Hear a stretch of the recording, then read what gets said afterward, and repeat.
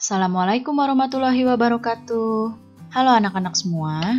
Hari ini kita akan belajar tema 6, subtema 3, pembelajaran keempat dengan muatan PPKN dan IPS. Sebelum mulai belajar, kita berdoa terlebih dahulu ya. Berdoa dimulai. Berdoa selesai. Baik anak-anak, sudah siap untuk belajar hari ini? Kalau sudah siap, mari kita mulai belajarnya. Pertama-tama kita akan membahas muatan PPKN. Sekarang perhatikan gambar-gambar yang ada di hadapan kalian ini. Nah, di sini ada 3 buah gambar. Yang pertama ada gambar sampah yang dibuang di tempatnya. Kemudian ada gambar yang kedua dan ketiga, ini warga yang tertib dalam berlalu lintas.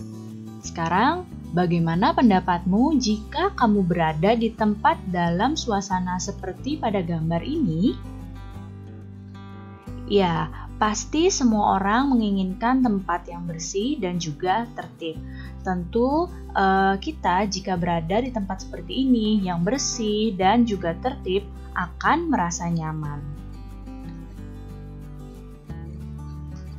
Kebersihan dan ketertiban itu dapat tercipta jika masyarakat menjalankan peraturan dengan tanggung jawab.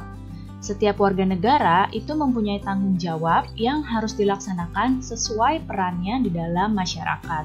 Salah satunya tanggung jawab yang bisa dilaksanakan oleh warga masyarakat adalah menjaga kebersihan dan juga ketertiban di lingkungannya.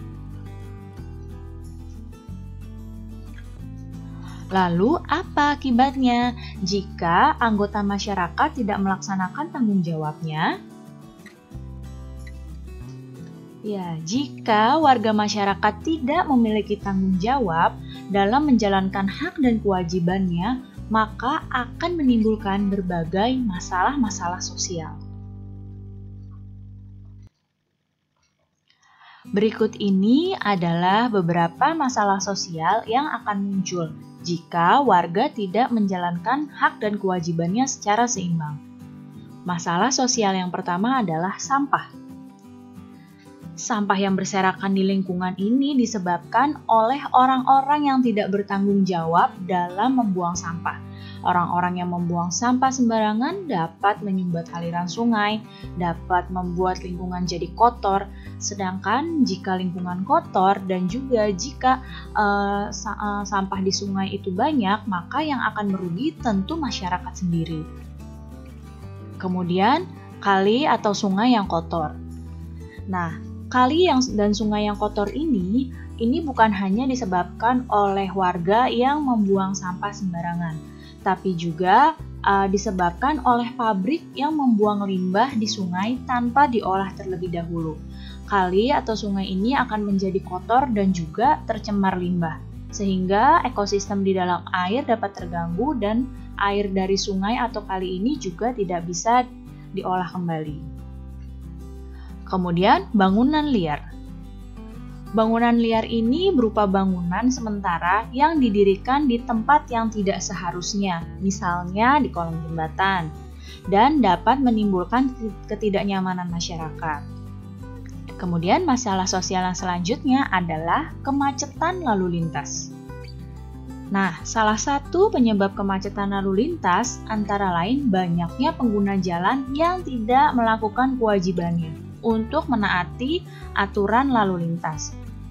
Jadi, ini adalah beberapa masalah sosial yang mungkin akan muncul jika warga masyarakat tidak menjalankan hak dan kewajibannya secara seimbang. Sebagai anggota masyarakat, ketika satu pihak tidak melakukan kewajibannya, itu bisa mengakibatkan hak semua anggota masyarakat tersebut terganggu. Hal tersebut tentunya dapat memunculkan permasalahan sosial. Nah, sekarang lihatlah di hadapan kalian. Di sini ada 2 orang anak yang sedang beristirahat. Nah, ternyata Andi membawa makanan. Makanan ini adalah oleh-oleh dari tetangganya. Dia ingin temannya mencoba makanan tersebut. Nah, Ternyata temannya yang bernama Made ini mengetahui bahwa makanan yang dibawa oleh Andi adalah bolu meranti dari Medan. Nah, apakah di antara kalian pernah mencoba bolu meranti? Wah, bolunya enak ya. Sekarang kita akan masuk pada muatan IPS. Setiap daerah di Indonesia itu memiliki keunikan tersendiri. Nah, keunikan tersebut salah satunya dapat dilihat dari makanan khas daerah tersebut.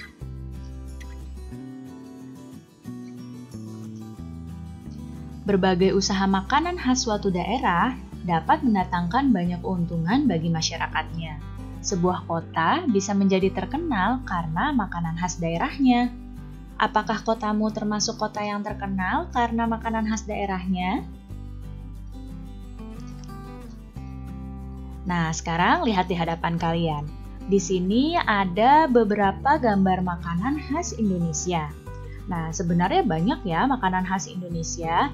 Di sini Ibu hanya menampilkan beberapa saja.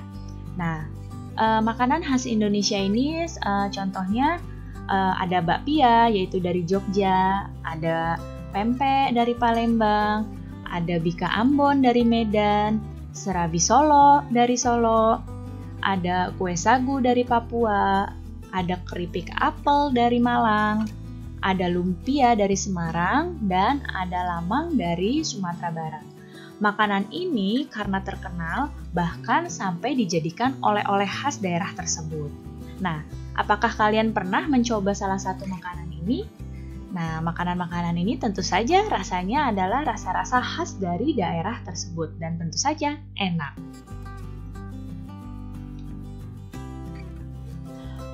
Usaha di bidang makanan khas daerah dapat menjadi sumber penghasilan bagi produsen dan masyarakat setempat. Hal tersebut merupakan bentuk upaya pembangunan sosial, budaya, dan juga ekonomi. Usaha-usaha tersebut juga dapat meningkatkan pendapatan daerah tersebut. Baik anak-anak, cukup sekian ya penjelasan Ibu kali ini. Mudah-mudahan kalian paham dan mengerti. Terima kasih anak-anak semua. Sampai jumpa lagi. Wassalamualaikum warahmatullahi wabarakatuh.